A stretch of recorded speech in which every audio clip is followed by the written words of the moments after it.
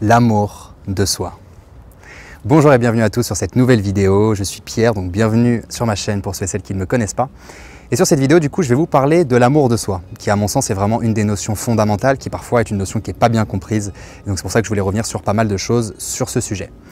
Alors déjà, une des premières choses très importantes, c'est que si on ne s'aime pas un minimum soi-même, si nous n'avons pas un niveau d'amour de soi assez développé, on ne va pas pouvoir se sentir bien dans sa vie et on ne va pas pouvoir réaliser ce qu'on a envie de réaliser. Pourquoi ? Simplement parce que l'amour de soi, c'est un des piliers fondateurs de l'estime de soi. On ne peut pas avoir une bonne estime de nous-mêmes si on ne s'aime pas un minimum nous-mêmes. Et en fait, on ne peut pas avoir confiance en nous si on n'a pas une bonne estime de nous-mêmes. Donc finalement, la confiance en soi, à l'intérieur, il y a de l'estime de soi et à l'intérieur de l'estime, il y a de l'amour de soi. Donc si vous n'avez pas assez d'amour de vous-même, vous ne pouvez pas avoir confiance en vous-même. Si vous n'avez pas assez confiance en vous-même, vous n'allez pas être satisfait de votre savoir-faire. Si vous n'êtes pas satisfait de votre savoir-faire, vous n'allez pas pouvoir réaliser ce que vous voulez réaliser dans votre vie. Donc déjà, si vous ne vous aimez pas assez vous-même, vous n'allez pas pouvoir réaliser ce que vous voulez vraiment au plus profond de vous. Ça, c'est une des notions qui est très importante à comprendre. Maintenant, j'ai remarqué, dans la plupart des discussions que j'ai avec certaines personnes, ou même parfois dans mes consultations, que les gens confondent l'amour de soi et ego, ou alors le fait d'être narcissique. Très souvent, on se dit, mais attends, mais si je m'aime moi-même, les gens vont penser que... Alors déjà, il y a une erreur, les gens vont penser que... On s'en fout, mais peu importe. Les gens vont penser qu'on est quelqu'un de prétentieux, qu'on est quelqu'un qui se sent au-dessus des gens ou ce genre de choses. Ça, c'est de l'ordre de l'ego. Okay ? L'ego, c'est cette petite image de nous-mêmes que parfois on se forge et qui du coup apparaît consciemment et inconsciemment. Et en fait, c'est une image qui est très limitée, alors que dans l'amour, il n'y a pas de limite. Okay ? L'amour, c'est tout. C'est tout, tout est amour. Donc en fait, t'aimer toi-même, c'est la base pour te sentir bien. Okay ? Donc il y en a qui vont te dire si tu t'aimes toi-même, c'est que tu te prends pour quelqu'un ou alors tu es prétentieux ou ce genre de choses. Ça n'a strictement rien à voir. Par contre, si tu essayes de tout le temps renforcer ton ego, c'est-à-dire cette petite image que tu as de toi-même avec ce que tu as pu faire jusqu'aujourd'hui et commencer à te sentir au-dessus des gens parce que tu as réalisé ça, là oui, tu vas être dans ton ego. Là oui, probablement, tu vas être quelqu'un de narcissique. Maintenant, de l'autre côté, au niveau de l'amour, ça n'a rien à voir. Parce que quand tu t'aimes assez toi-même, tu as envie de partager les choses aux gens, tu as envie d'aimer les gens, tu as envie de recevoir de l'amour et de donner de l'amour à l'extérieur. C'est deux choses qui n'ont rien à voir, le fait d'être narcissique et d'être dans son ego et le fait de s'aimer soi-même. Et en fait, j'irais même beaucoup plus loin, c'est que l'amour, c'est l'essence même de la vie. C'est l'essence même de tout ce qui est ici, dans cette création, dans l'univers, dans tout ce qu'on veut. La base de la base de la base, c'est l'amour. Et toutes les personnes qui se sont un minimum intéressées ou qui ont vécu certaines expériences spirituelles pourront en témoigner et seront parfaitement d'accord avec moi. L'amour est l'essence même de la matière. C'est aussi simple que ça. L'amour, c'est même l'essence même de votre âme. Donc en fait, au fond de vous-même, déjà de base, vous n'êtes qu'amour. Ce qu'il y a derrière l'amour, il y en a même qui vont vous dire que c'est des illusions. Il n'y a que l'amour qui existe. Comme je le dis, si on vit certaines expériences spirituelles, on se rend compte qu'il n'y a que de l'amour qui existe. Le reste, c'est du détail en fait. Donc ça, c'est un premier point. Maintenant, comment est-ce qu'on fait pour vraiment développer son amour de soi, sans être perpétuellement en train de se répéter qu'on s'aime ou ce genre de choses? Alors déjà, pour travailler ton amour de soi, comme je te l'ai dit, le but, c'est pas de commencer à essayer de comparer qui tu es par rapport aux autres, c'est pas essayer même de comparer qui tu es aujourd'hui par rapport à qui tu as été avant. Il n'y a aucune notion de comparaison dans l'amour. Pour commencer à travailler ton amour de toi, ça va passer par les messages que tu t'envoies à toi-même. C'est vraiment une des premières choses. Si tu as plein de croyances limitantes parce que tu as eu un passé qui t'a prouvé, entre guillemets, que tu n'étais pas une personne qui méritait d'être aimée ou alors qui ne méritait pas de s'aimer soi-même, parce que très souvent j'ai ça en consultation, j'ai des personnes qui pensent qu'elles ne sont pas légitimes à être aimées ou à s'aimer. Parce que dans leur enfance, elles ont entendu des messages de leurs parents ou de proches qui leur envoyaient plein de croyances limitantes. Les messages qu'elles ont reçus ont fleuri dans leur inconscient comme des suggestions, et ce qui fait qu'aujourd'hui, une fois qu'elles sont adultes, elles pensent qu'elles ne sont pas légitimes à s'aimer ou à être aimées. Maintenant, ton passé, il est fait. C'est-à-dire que ton passé, tu ne pourras pas revenir dessus, c'est fait, il est passé, et c'est comme ça. Ce qui va être important dans ces cas-là, c'est quelle est l'image, quelle est en fait l'histoire que tu vas te raconter à toi-même. Est-ce que parce que tu as vécu des événements difficiles dans ton passé, est-ce que parce que certaines personnes t'ont proposé des choses très limitantes à ton égard, tu vas faire de ces choses-là un fait réel et une vérité dans ta réalité? Ça, c'est la première question que tu dois te poser. Est-ce que parce que tu as vécu des difficultés, ça t'oblige, je dis bien ça t'oblige, à devenir la personne que tu es aujourd'hui? Pas du tout. Les événements que tu as vécus dans ton passé, rappelons-le, ce n'est qu'une infime possibilité de tout ce que tu aurais pu vivre. Seulement, il y a eu un cheminement, il y a eu une certaine logique dans probablement les événements que tu as vécus et qui t'ont amené aujourd'hui à être la personne que tu es. Maintenant, la personne que tu crois être aujourd'hui n'est qu'une option face à tout le potentiel qui se présente à toi, à l'intérieur beaucoup plus en profondeur, je dirais même. Donc si tu as vécu des événements difficiles dans ton passé, tu as deux solutions.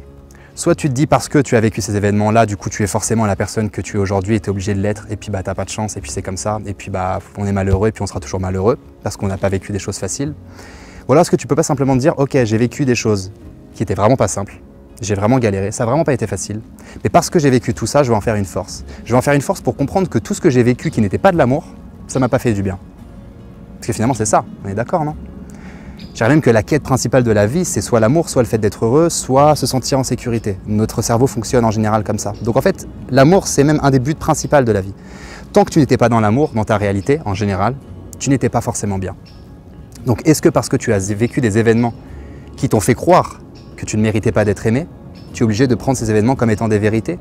Comme si tu étais obligé de te dire que bah non, tu n'étais légitimement pas une personne qui méritait d'être aimée. Si tu pars de ce principe-là, tu vas réussir. Je te l'assure. Tu vas penser que tu es une personne qui ne peut pas être aimée, donc tu ne vas pas t'aimer, et donc tu ne vas pas réussir à être qui tu es et à accomplir ce que tu as envie d'accomplir dans ta réalité. Maintenant, et c'est là où je t'invite du coup à réfléchir, c'est de prendre ton passé comme étant une option. Prends ton passé comme étant une option. Parce que tu as vécu ces événements-là, tu as compris que ce n'était pas vers là que tu avais envie d'aller. Si toi tu as reçu des messages négatifs qui t'ont fait du mal et qui ont fait en sorte qu'aujourd'hui tu galères à développer ton amour de toi, alors fais en sorte de ne pas envoyer de messages aux autres pour qu'ils galèrent eux aussi à développer leur amour d'eux-mêmes. Tu vois ce que je veux dire? Maintenant, une deuxième chose qui est importante, j'ai commencé à en parler rapidement, c'est l'histoire que tu vas te raconter à toi-même. C'est vraiment hyper important. Et en fait, dans l'histoire que tu vas te raconter à toi-même, il y a à quoi est-ce que tu t'identifies dans ta vie? Est-ce que tu t'identifies par ton passé? Est-ce que tu t'identifies en te disant « Je suis aujourd'hui un corps physique, j'ai vécu un passé, je suis la personne que je suis aujourd'hui et avec toutes tes croyances sur qui tu crois être, etc. » Et si tu vis comme ça, tu vas vivre justement dans l'ego, tu vas vivre dans cette limite que tu crois être. Si tu vis dans l'amour, si tu développes ton amour de soi, tu vas plus te poser la question de « je sais qui je suis ». Tu vas commencer à te dire « je suis juste curieux de voir jusqu'où ça peut aller ». Je suis juste curieux de voir jusqu'où l'amour peut m'emmener. L'amour que j'ai pour moi, jusqu'à où il peut m'emmener, jusqu'à où il peut m'élever, et jusqu'à où les autres peuvent s'élever quand je les aime profondément. Parce que finalement, ce que je te l'ai dit, il n'y a que l'amour qui existe. Le reste n'est qu'illusion. Donc, quelle est l'histoire que tu te racontes à toi-même? Ça va être très important. À quoi est-ce que tu t'identifies, toi, dans ta vie? Est-ce que tu t'identifies comme petit toi, avec ce petit corps physique? Ou est-ce que tu penses que tu es une âme très lumineuse, avec plein d'amour, qui s'est incarnée dans un corps et qui a parfois vécu des choses qui étaient plus ou moins simples? Si tu commences à t'identifier à quelque chose de beaucoup plus lumineux qu'à ton passé, tu vas commencer à prendre ce que je te disais, ton passé comme expérience pour renforcer la personne que tu vas devenir plus tard. Et tu vas commencer à tendre progressivement vers la personne que tu as envie d'être. Et quand tu arrives à devenir celle que tu as envie d'être, du coup, le savoir-faire, il vient naturellement derrière. Tu commences à créer logiquement ce que tu as envie de créer dans ta réalité, si tu es la personne que tu as envie d'être. Ça, c'est assez logique. Maintenant, une autre chose pour que tu puisses apprendre à développer ton amour de soi, je le disais tout à l'heure, c'était aussi tes pensées, donc les messages que tu vas t'envoyer à toi-même. Mais même au-delà de ça, j'irais même ce que tu consommes. Et quand je parle de consommation, je ne parle pas de nourriture. Si, je parle de nourriture aussi, mais je parle de tout type de nourriture. Ça va être les nourritures en termes d'apprentissage, ça va être la nourriture physique, ça va être les nourritures spirituelles, ça va être la nourriture avec ton entourage, ça va être la nourriture avec ce que tu t'offres à toi-même dans ton quotidien. Qu'est-ce que tu consommes? En fait, c'est ça des fois que les gens ont du mal à comprendre, c'est qu'en fait, à partir du moment où tu t'aimes assez toi-même, tout devient beaucoup plus simple. Des fois, on se dit que dans cette réalité, c'est très difficile de changer, on a des mécanismes qui sont figés, et puis c'est très dur de créer du changement dans sa vie. Quand on veut passer d'une étape à une autre, des fois, on galère à fond. Ok. Maintenant, si tu t'aimes assez toi-même, les efforts, ils vont venir naturellement. Si tu penses, regarde, si aujourd'hui, tu te dis que tu aimes la personne que tu es parce que tu sais que tu as un gros potentiel et que tu sais que ton envie, c'est de bien faire pour toi et pour les autres. On part de ce principe-là. Est-ce que tes méthodes de consommation, elles ne vont pas changer? Est-ce que tu as vraiment envie de mettre des aliments qui sont gras, qui ne vont pas te faire du bien, qui vont baisser ton niveau d'énergie dans ton quotidien? Est-ce que ça, tu as envie de le consommer si tu t'aimes toi-même? Non. Est-ce que tu as envie de fréquenter des personnes qui vont te rabaisser ou qui vont faire baisser ta vibration, qui vont faire en sorte que tu te relimites à une petite image de toi-même et peut-être qu'ils vont te museler entre guillemets? Si tu t'aimes toi-même, est-ce que tu as envie de fréquenter des gens comme ça? Non.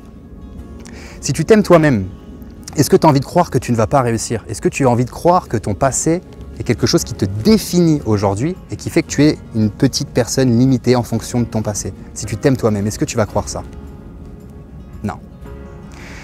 Donc c'est pour ça que je te parle de consommation. Je te dis que quand tu vas t'aimer assez toi-même, tout va devenir logique. Tu vas avoir envie de te faire du bien, tu vas avoir envie de te faire des cadeaux, tu vas avoir envie de faire du bien aux autres, parce que quand tu t'aimes toi-même, tu vas aimer les autres. Et comme je le dis très souvent, et certains de mes patients vont se reconnaître là-dedans, on ne peut pas aimer si on ne s'aime pas assez soi-même. On ne peut pas offrir aux autres ce qu'on n'a pas en nous-mêmes. Vous êtes d'accord avec ça? On ne peut pas donner à quelqu'un ce qu'on n'a pas. Donc comment est-ce que tu veux vraiment profondément aimer quelqu'un si tu ne t'aimes pas toi-même? Je vais te laisser méditer sur cette question. Sur ce, ça sera à peu près tout pour cette vidéo. J'espère qu'elle t'aura plu.